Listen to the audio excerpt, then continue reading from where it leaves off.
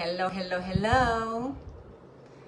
Hello, hi, how is everybody doing today? It's Monday. Blessings to you, blessings to the family. We're excited today. This is, for me, very excited. Hi, Dalila. You. I'm very, very excited. My heart, it's like going like that because I'm gonna have my daughter join me in just a few minutes as we wait for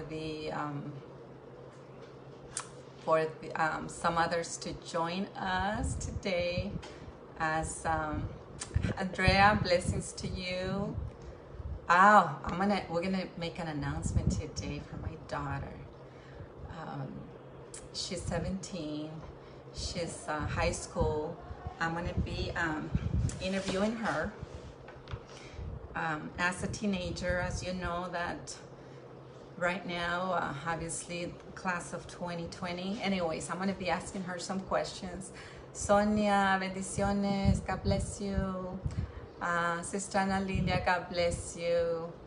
Good to see you here, and I hope that also some of my family members might sign in today, as and obviously those who will be watching afterwards.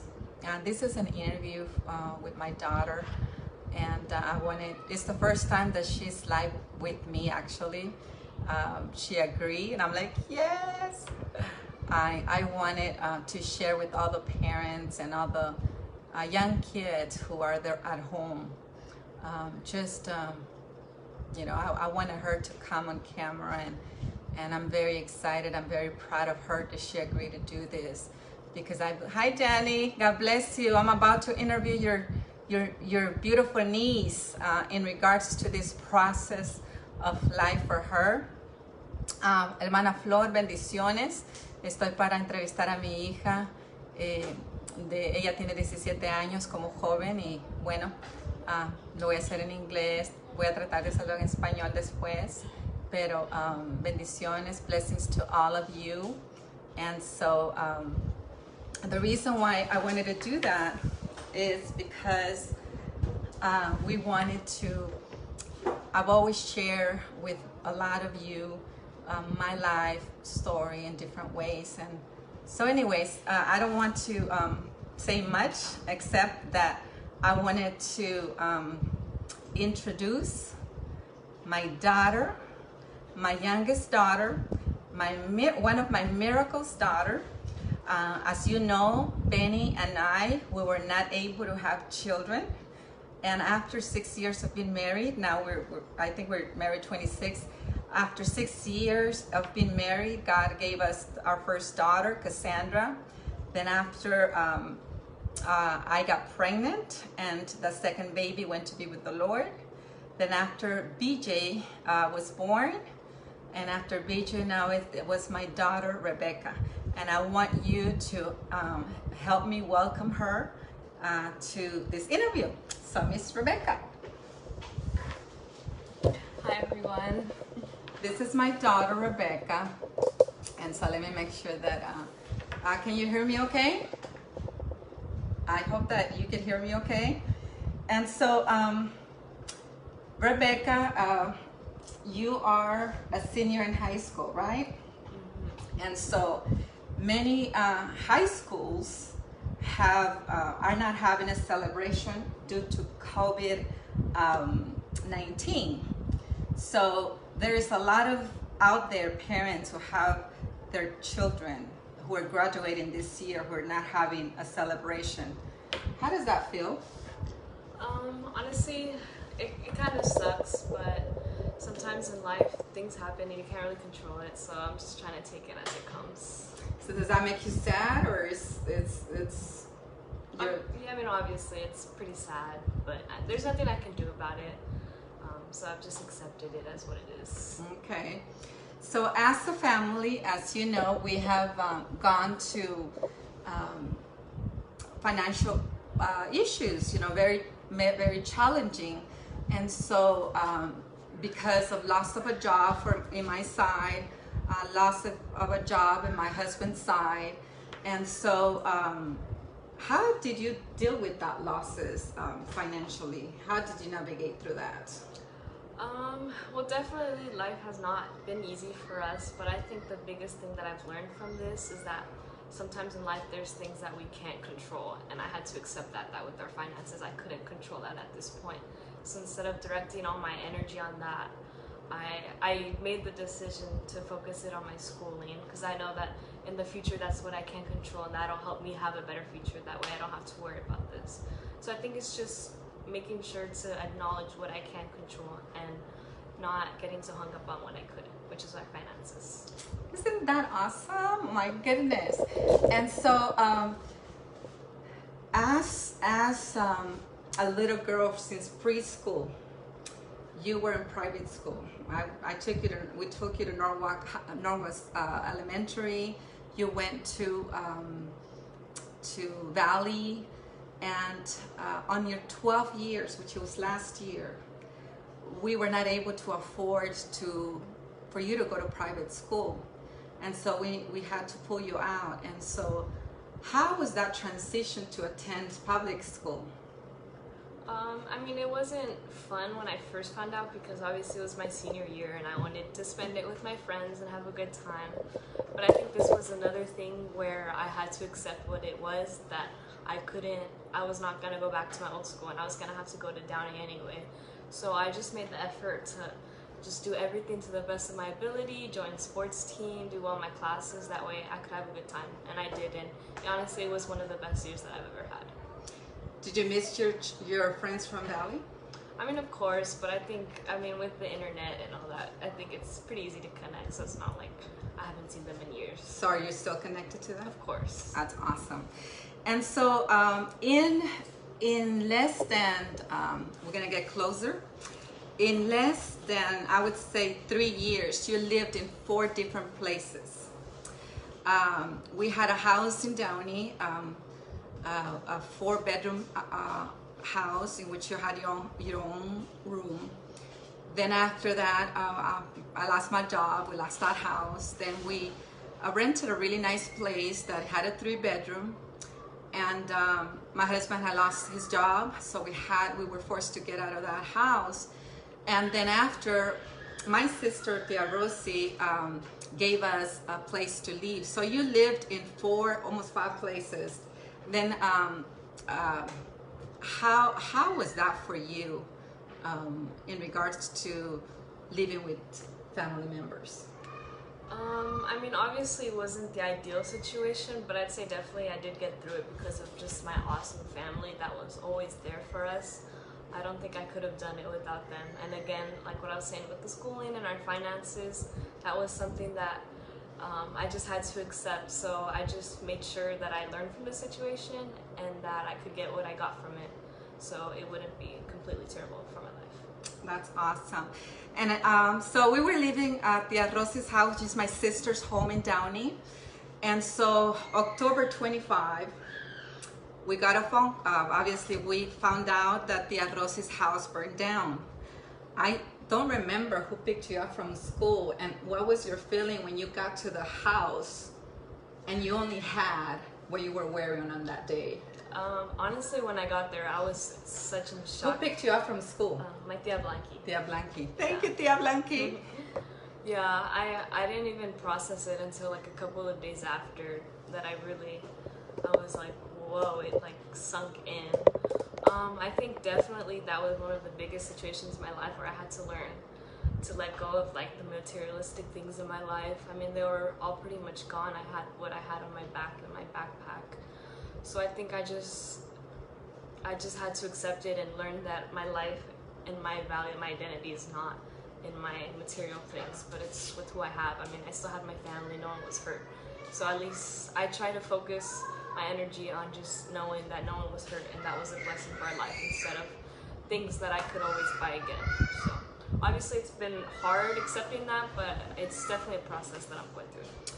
So after that, Tio Jose, which is my brother, and Blanqui, gave us a place to stay, and you stay there with Jennifer. Jennifer allows you to be in the room. Then after that, we went to the Osergios, and we were there. And so now, praise the Lord, in our church, right, that help us. And obviously my husband, now that he's working full-time, we are able to have a place, this place. How do you feel having your room now and your bed? All I can say is that God is so good and that He has been faithful and He will continue to be faithful to us. And it's just awesome getting to be here. And now knowing what I've lost, it just makes this blessing so much better because I appreciate it that much more. Awesome. So what would you say to those teenagers who their parents are going through financial challenges? What would you say to them, to those teenagers who it's not their fault, but they're still going through a hard time? Yeah, honestly, yeah, it definitely, it sucks, and it's not a great way to live life, having to worry about finances, but all I can say is that there's some things in life that are so out of control, and for us as teenagers, if our parents are struggling with money, that unfortunately not right now we can't do much, so just focus on what you can control. And for me, that was my schooling, because I know that through my education I can create a stable future for myself. So just focus on what you can control in your life, and what you can't, you won't be so focused on what you can't control, and it won't tear you down. Thank you for sharing that. You know, psychology says that teenagers who've gone through so many crises as you have, I mean, I could imagine you being 16, 17, 15, 16, 17, which was the very difficult age.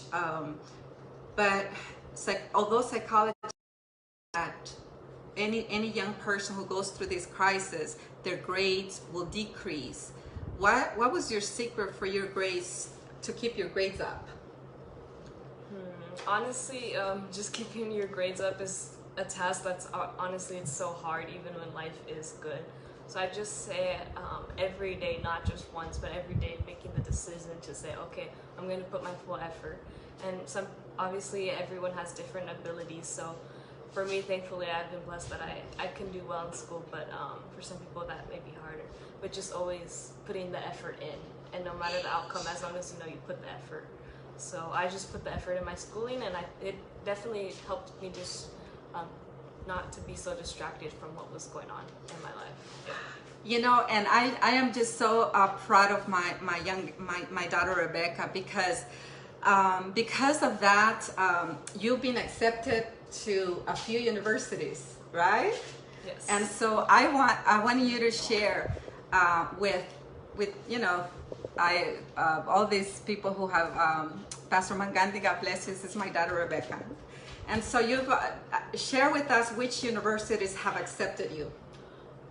So definitely I did pray to God. I said, God, give me favor when these universities look at my application, and thankfully I was able to be accepted to some awesome schools like USC, UCLA, UC Berkeley, and NYU, and those were some of the top schools that I was just so grateful to have been accepted to.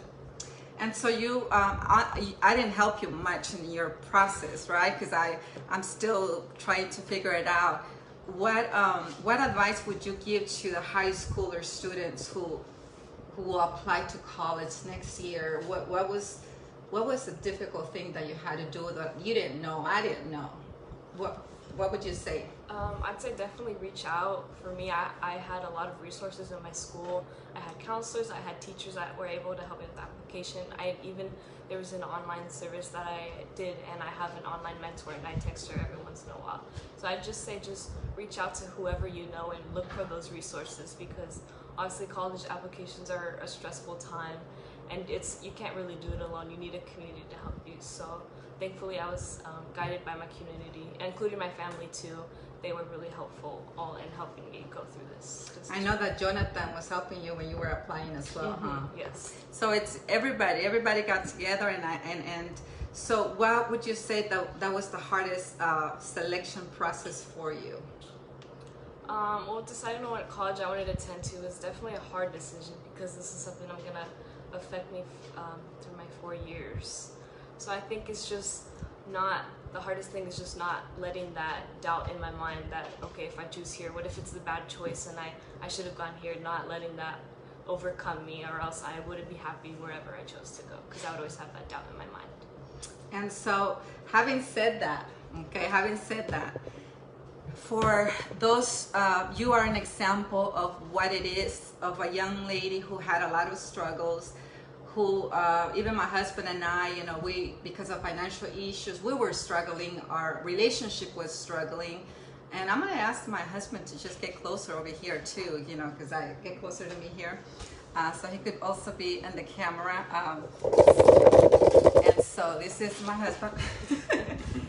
This is Benny, my husband. And so before you reveal what university you chose and the reason why, what would you say for those who are, what resources are there, especially for those who are struggling financially? What resources are there?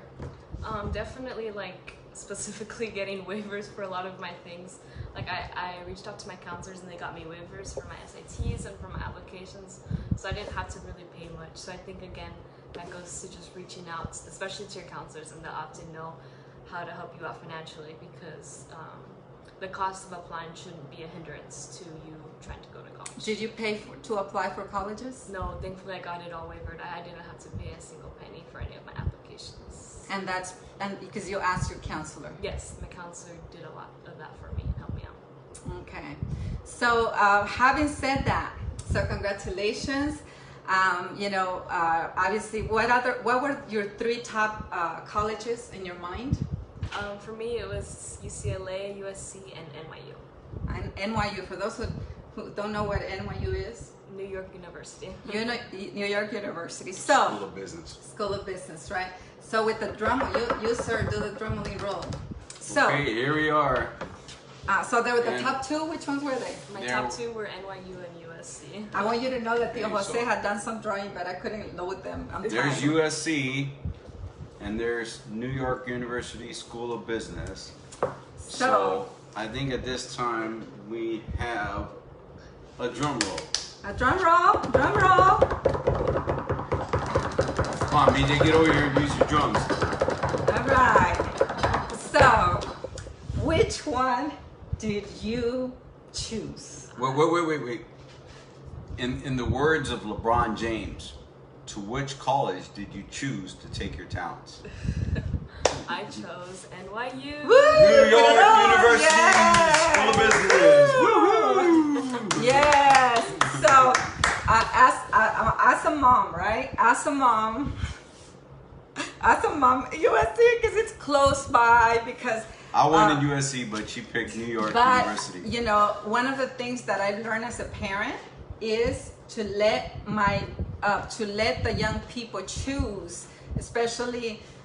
You know, if I was paying, I would say, you know, you go to that one because I'm paying for it. But I want you to share that both schools almost give you a free ride, right? Yes. But tell us the reason why you chose New York University. Well, I mean, USC gave me a lot of financial aid, but they didn't give me as much as NYU. And I got a full ride to NYU, so I was just so grateful to God for that, because my finances were something that affected my college decision a lot. But I think overall, after a lot of praying and even talking to a lot of people, NYU, it was the best choice for me. So, yeah. Yes, so congratulations to you. And you know, as a mom, and I'm sure as a dad, we wish that our child would be so close. But part of being parent, it's let them grow and let them decide and let them fly with their dreams. Mm-hmm. And all we could do is trust the Lord and trust you, Rebecca. I believe you are a very talented young lady. I'm very proud to be your mama. And so, and I respect your decision. I honor your decision. And although COVID-19, right, New York, it's been affected. When I told you, Rebecca, but COVID-19 is so hard in New York, what was your answer? I said I'm not gonna let a decision for this much of my life affect it. What's gonna happen to me for the next 4 years? So you know, her answer was really, I think, appropriate, and that we cannot live in fear, and just the way when Cassandra went to Hawaii, you know, it was real hard for moms and dad, you know, for me, I'm sure for dad as well, but I can speak for me, right, as a mother. For my little girl to be going so far away, it's a challenge, New York, but I am very excited for her. You know, the university, she has had, when I said full ride, it means that we're paying nothing for it, and it's a what's the school of business? What's your major again? I'm gonna major in business administration at the Stern School of Business, which is a really good business school. Stern School of Business. So that's kind of the Marshall for USC. Yeah. And so I wanted to share this with all of you. As those who have young children, I would say please save, do a 529 college, do a saving for your children. So that will help a lot. But also don't give up. Rebecca just trusted God. She's a young lady who loves the Lord. You're a teacher at the church, huh? Yes, the preschool. She's a teacher at preschool. She's volunteering there, and obviously now. One of the last questions I have for you: there's a lot of teenagers at home right now because of quarantine. What has been your secret not to be so bored and not to be so depressed or with anxiety? Well, that's hard. Well, I mean, obviously it's not fun being at home 24/7, but I think just using this time, I had the mindset that, okay, if I'm stuck at home, I might as well do things that'll help me out. So I've been like eating healthier and working out and reading my Bible more. So just focusing my time on that. That way I could make good use of this time. So I'm not just at home doing nothing. And so there you have it. And Rebecca, I'm gonna read something for you that I found in a website, and this is for Rebecca and for all those graduate for the class of 2020. I found this at the high school, and this is: Dear class of 2020, you enter the world during 9/11. You will graduate during a pandemic. You doubt these events will shape, no doubt these events will shape you. You're more empathetic than any other generation. You're independent, that's you. Yet inclusive, that is you. You're hopeful, that describes you, but realistic. You see beyond borders and political parties.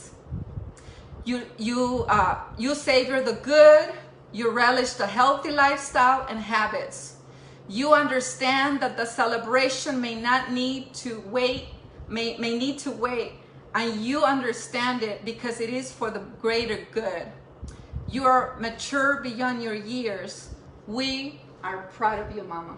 And we are proud of all the graduate class of 2020, whether you graduated from high school or university. Jennifer, God bless you. This is for you too. And I just wanted to leave you with a verse that it says in Spanish: Lámpara es a mis pies tu palabra y lumbrera a mi camino. Thy word is a lamp unto my feet and a guide unto my path. And that is what that verse that I want to give you today. And so thank you for watching. Thank you for sharing this time with us together as a family. And I'm very happy. And I want to just say hello. Maria, thank you for watching with us. Elizabeth, God bless you. Brother Traven, La Merced, God bless you. Brother Moon and Dixie, God bless you. Mary, God bless you.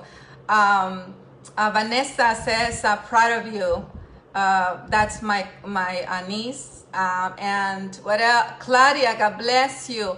And all of those who have joined us and those who will watch this, the goal for this was for you to have hope that although, you know, my husband and I, we lost jobs, we lost homes, we lost many things, we lost our belongings and some of the belongings in the fire, you know, because we belong to Jesus. in a community of church who did a GoFund for us when the fire happened.